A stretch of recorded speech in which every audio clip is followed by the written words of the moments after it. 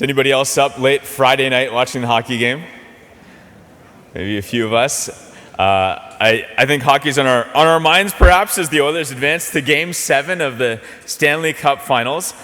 And with all this thought about hockey, I was recently thinking about one of the greatest hockey films of all time, a true inspirational classic. And of course, I'm referring to The Mighty Ducks, right?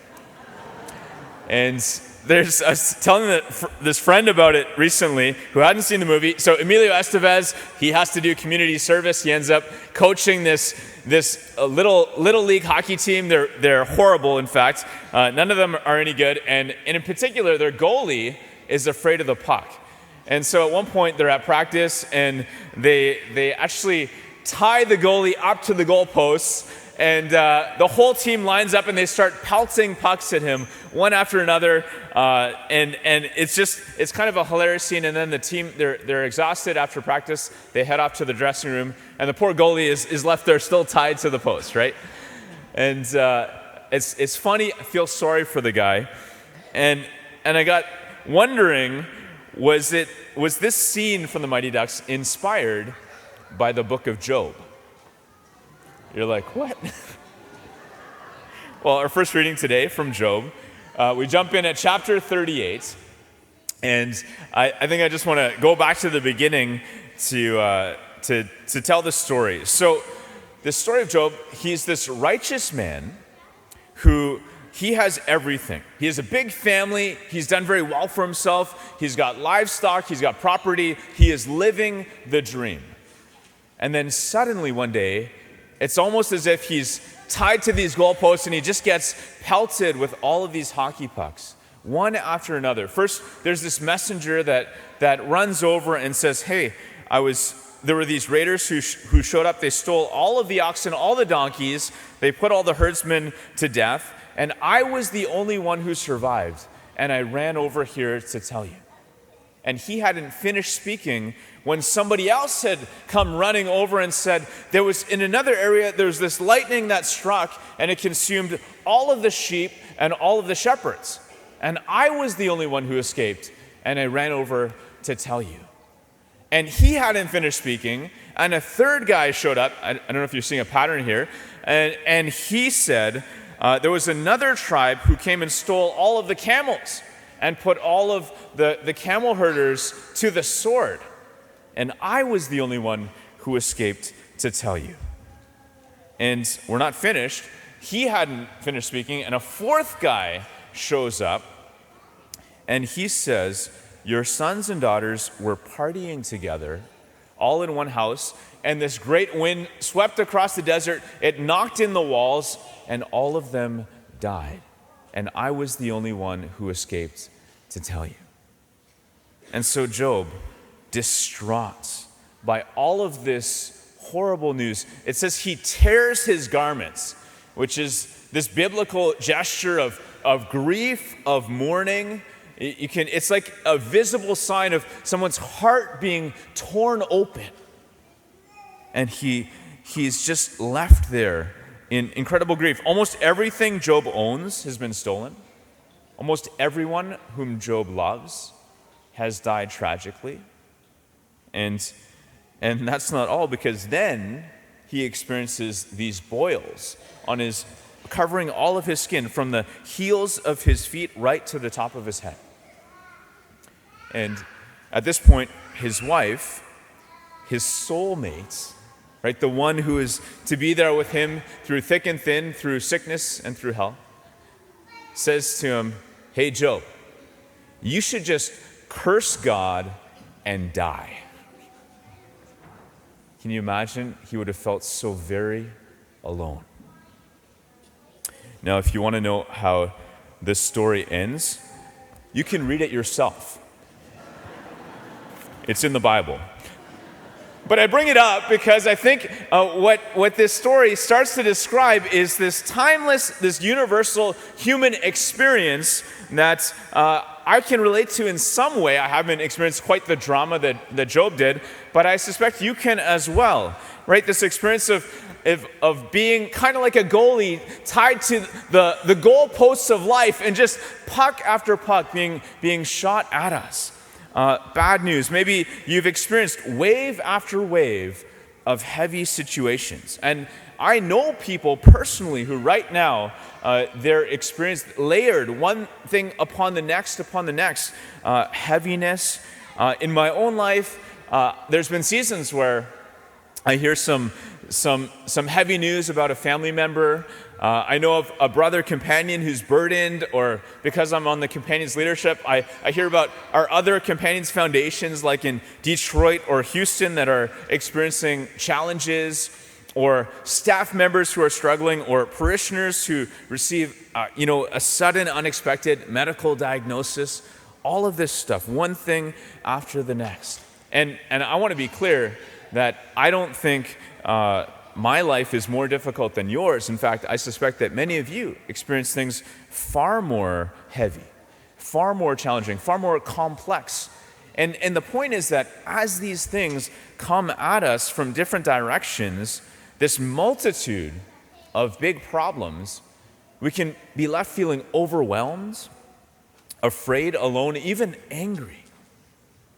And I want to give you one more biblical example from our gospel today, from Mark chapter 4, and we're given this image of a storm. So Jesus, he's with the disciples. He asks them to take him across the Sea of Galilee. He's exhausted from a lot of ministry, preaching, teaching, and so he falls asleep in the boat. And I'm sure the other disciples, they're tired too. It's after dark, and suddenly this great windstorm kicks up. Or a different translation describes it as a violent squall. This intense experience, wave after wave, crashing over into the boat. The boat is getting swamped. Now, as an aside, some of you know I've done a bit of sailing over the years, and most of the sailing I've done has been in the Bedford Basin. And so we're kind of shielded from that big ocean swell. But I remember this one time, Father Rob, this priest who taught me how to sail, he came and picked us up in Herring Cove and took us out. And the moment that we left the cove, suddenly we were in open ocean. I mean, there was literally nothing between us and the continent of Africa, right? So, and it was, there were some waves that day for sure. It was a beautiful sunny day, but nevertheless, we're in the boat, and the boat starts corkscrewing like off the side of these waves, and you can't make it stop, right? And it was very quickly I started to feel a little nauseous, and it wasn't a good feeling, let me say, and the whole ride, it maybe lasted 90 minutes or so, but I was done. And I've heard stories of people who've done these offshore races overnight, and people who start to feel motion sick, and it doesn't end. Like it's horrible. It feels like you're gonna die. Or some of them they describe, I wish I could die. It's so awful being pummeled by the storm. And that's what these disciples were experiencing that night on the Sea of Galilee. And finally, they wake up Jesus and listen to the words that they say. Teacher, do you not care that we are perishing? See, they do the very thing that we as humans do all the time. When we're going through a tough situation, we tell ourselves a story about why something is happening. Jesus isn't intervening. He's not doing something, so obviously he must not care. Now, just to pause and ask the question, like, is there evidence of Jesus not caring? Throughout, up until that point, here he was, Jesus chose deliberately each one of those disciples. He gave them a front row seat to so many healings, so many miracles. He preached and he taught in parables, and then he'd pull them aside and give them the inside scoop on what he was trying to describe. And he even evangelized some of their relatives. I mean, Jesus cared about them profoundly. And yet this human reaction to presume that we know the heart of God, he doesn't care. And nevertheless, Jesus wakes up, he rebukes the wind and the sea. Peace, be still. And there was this incredible calm. Now I want to bring it back to us because this gospel is meant to help us in our own lives. And for any of you who maybe are experiencing a storm right now, or maybe a multitude of storms, things coming at you from different directions at the same time. And first I want to describe what are the typical human responses that the disciples do and that we tend to do. And the first thing is that we tend to catastrophize. When there's a storm, we're going to die. Now, we may not literally think that death is imminent, but don't we go to this worst case scenario? It's like something bad happens and, oh man, it's all over now. Or this relationship is finished. Or this mistake I made at work, I'll never recover from it. Or the situation I'm in, it's going to last forever.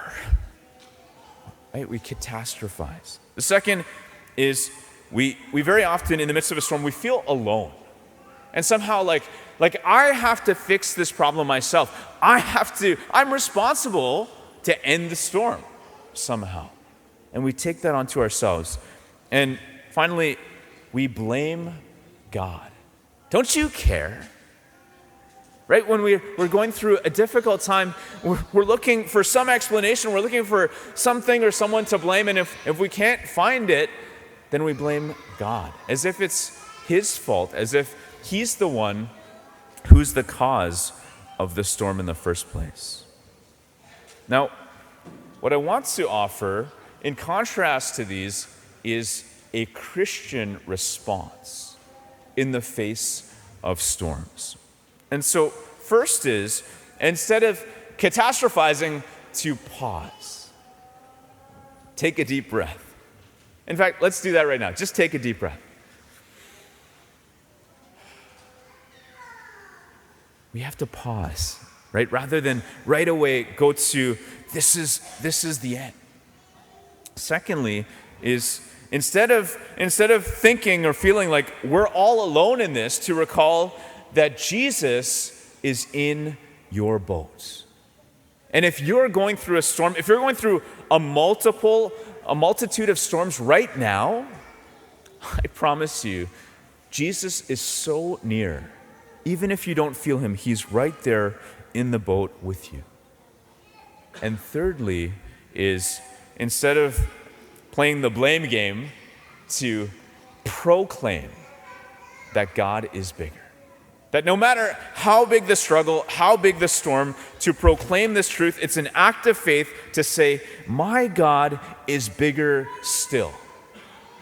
There's this wonderful expression, goes something like this: don't tell God that you have a big problem, tell your problem that you have a big God. Right? It's this act of faith declaring that God is so much bigger than any problem. And maybe he's going to bring an end to the storm immediately. And maybe the storm will continue for a little while yet. But what I guarantee you is this: that Jesus wants to speak to your heart. Peace. Be still. He wants to bring a calm even in the midst of whatever the storm.